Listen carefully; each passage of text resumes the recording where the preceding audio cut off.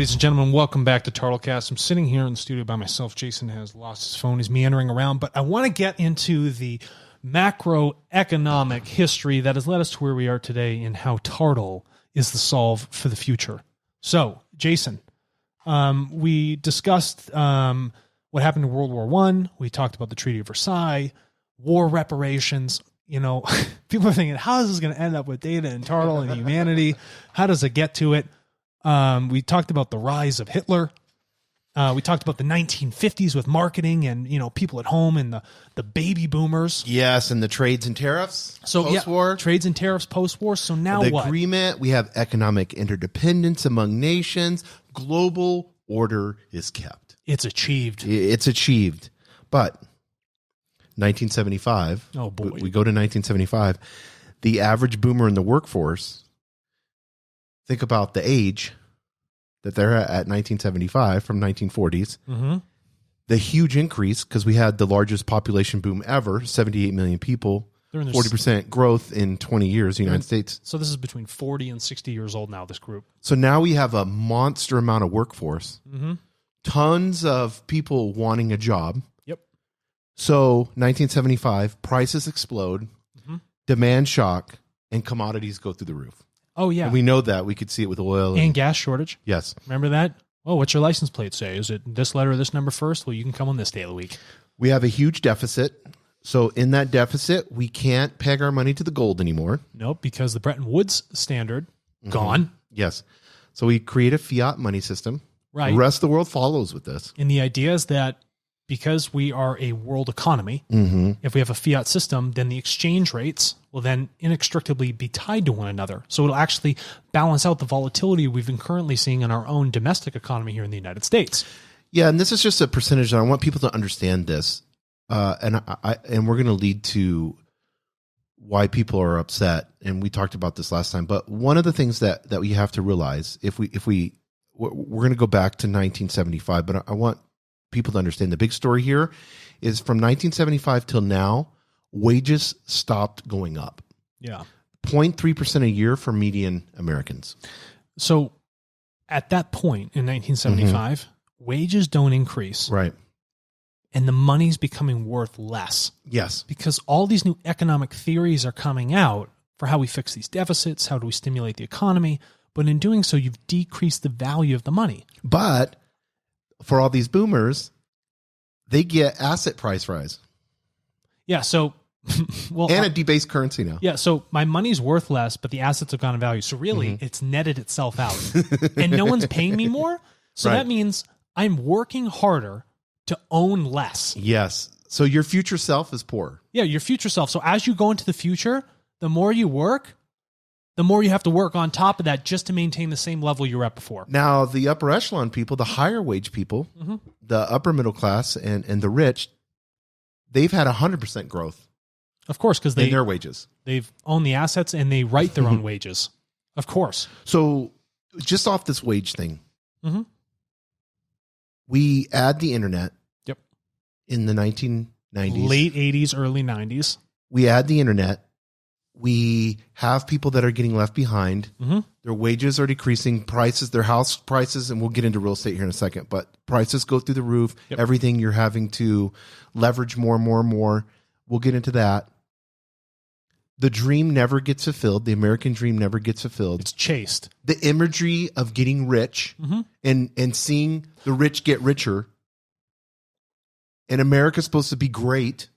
And it's not to you. But there's a greater disparity and people are getting further left behind. So people begin to get angry. We see Russian bots, Chinese bots going after and trying to pull people from the center to the left or the right.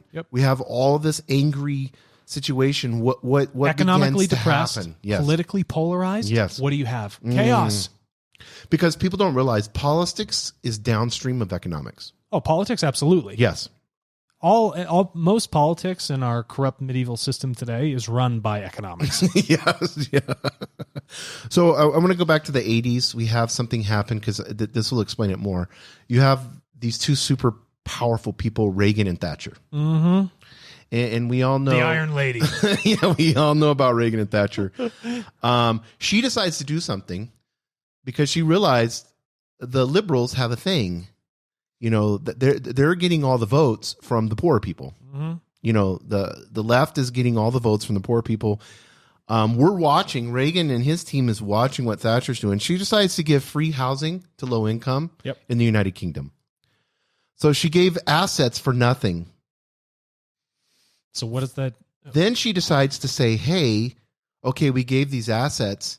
We're letting them live in this house we're letting them live. So let's give them a mortgage to kind of help them along, because we realize once people get a mortgage, they usually go more conservative.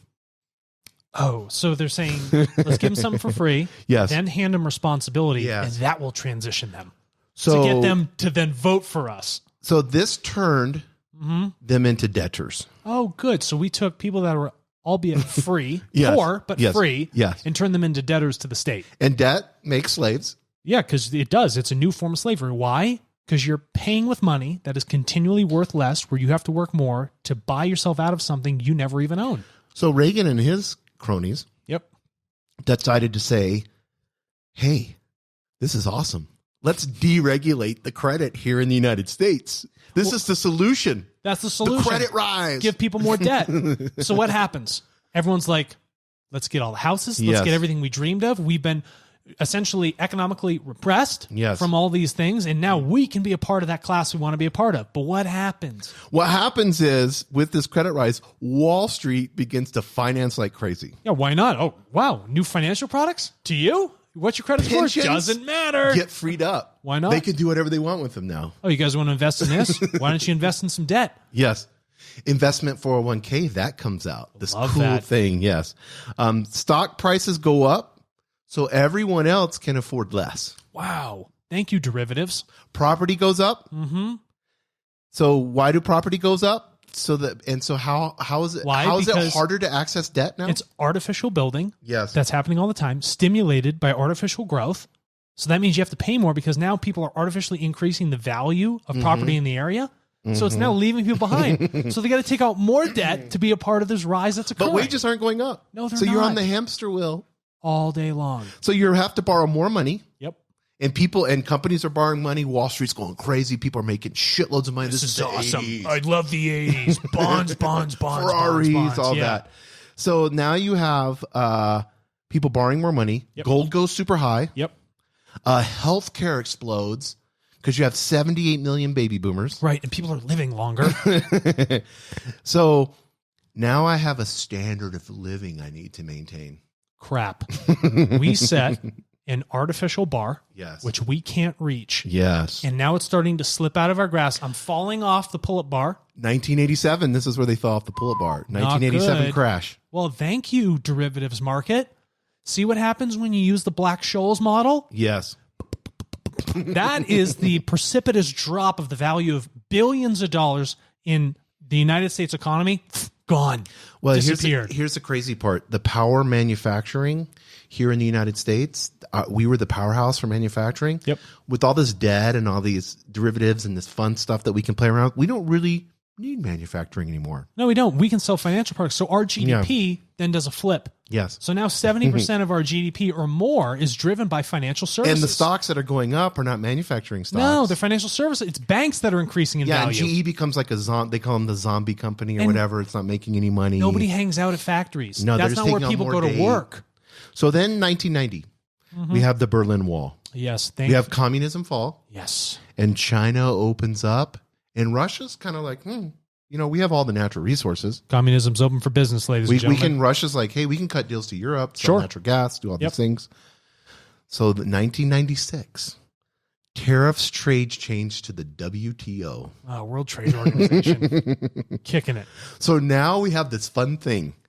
We have Americans with all this debt. Mm-hmm. We have them super high in debt, no wage increase. Politically but guess charged. what?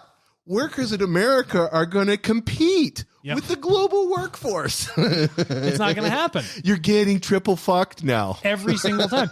You don't understand. Every single one of these things that are occurring because of these artificial Yes. stimuli that came in Yes. place, Because the removal of responsibility, Yes. this false standard of living, okay, these tariffs and these ideas from this new economic theory that people Yes. think is beneficial is actually creating harm and making the system fragile. You know what else begins to fuck you? Tell me. In the 1996, chips. Technology begins to explode. Silicon so you have boom. offshore manufacturing. Correct. You have the silicon boom. Yep. Jobs become less. Wages, they're never going up again. No, they're not. So I'm going to drink my PBR, smoke my cigarette, and realize that I just can't find a way out. So 1987 hits. Mm-hmm. There's a man that comes on the scene. What's his name? Alan Greenspan. Nice Greenspan. He's like, I have the solve. So this crash hits. Mm-hmm. So he's like, there's only one thing to do. We're stimulating everything. We got everything going on. So, hey, let's cut interest rates. We'll cut interest rates. Money, we'll take borrowing money. Let's make it practically free. and this will become a tool in the central banker's toolbox. Wait a minute, hold on. We got fractional reserve system. So what's the bank do? We need to lend because every time we lend out, we can then hold 10% more in those reserves. Yes. We're essentially printing money ourselves with every loan we hand out. So what does that mean? So now we're teaching the rest of the world to do this, right? Yeah. And we have WTO. And so we began to leverage emerging markets. Oh, no. It's ugly. So what begins to happen? It's ugly. Nations begin in the 1990s. Nations begin to blow up. What did Japan do? Yes. Japan's like, stimulus, quantitative easing. Yes. We're the king. Asian countries take on too much leverage. Mm-hmm. They lend too much. We're seeing this with China right now. Yep. And in dollars, they take on the leverage in dollars. These nations don't earn dollars. No, they don't. They earn another currency. And then they're like, what are we going to do? I mean, all of these, a lot of the Asian countries still have not recovered. So then what happens when we in have a 1990s. crash, when you inextricably link your financial gains to a Right. U.S. dollar? So IMF comes in. And International Monetary Fund comes in, bails them out. We'll save you. Here's what we're going to do. We'll bail you out. But by the way, have you seen those contracts? Yes. The IMF owns the hard assets and infrastructure in that country. And they're like, hey, South Korea, hey, Taiwan, we're going to help you. This is ugly. So good. So the United States, we're not learning from the emerging markets. Emerging markets blow up. We're not seeing it. We're not learning for it. So we began in the 90s. We're 25 times leveraged. U.S. households are. Well, we don't even know where this debt has been collateralized, recollateralized. Right. These are That's what Wall Street did with it. They said, hey, we're 25 times leveraged. Yeah. Let's take this and leverage that. So I got a bond which people can't pay, and then I'm going to put insurance on this thing, and then I'm going to actually bet against the insurance. And then let's leverage the debt. This is great. This is like the Forex market, but made for fixed income. And I know we almost got to be done with this episode, but so Alan Greenspan cuts rates twice. I bet he does. World stabilized. The banks are saved. Safety net was established. You've saved the banks at what cost Yes. to the people? So you know what happens? What? Because everybody knows, all the 1% know they're going to get bailed out every time. Every single time. So Why? now 'Cause we it's- just create the largest stock market bubble ever in the 90s. And so to keep it from getting burst, they just keep cutting interest rates. They have to cut. Because you want to continue to see it rise. Because when it crashes, that doesn't help So anybody. who's making all the money now? The people in all who of this. Well, on the assets ahead of time, the bankers. So guess what happens, and we'll end in this. Yeah. The sad part is you're 25 times leverage. Your wages aren't going up still. This is the late 1990s. So you have to say, hey, sorry, but husband, wife, partner, whatever, you've got to get a job. Yep. The Because whole I gotta idea have dual income. of the man running the household, Yes. right? With this 1950s propagated marketing idea of like manliness, own the car, the Corvette, white picket fence, do this, the wife's at home. Bullshit.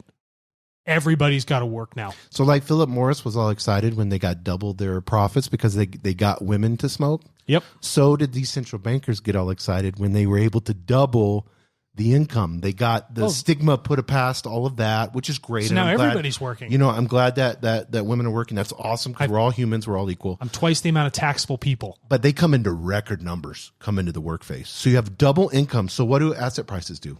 They're going to shoot up. Yes. Of course they do, because people are spending more now. So we're in this crazy dilemma. It's the late 1990s. Next episode, we're going to get into, because I want people to understand where they're at now, Yeah. what the future looks like, and how TARTLE is to stay for all macroeconomics in the world. Love it.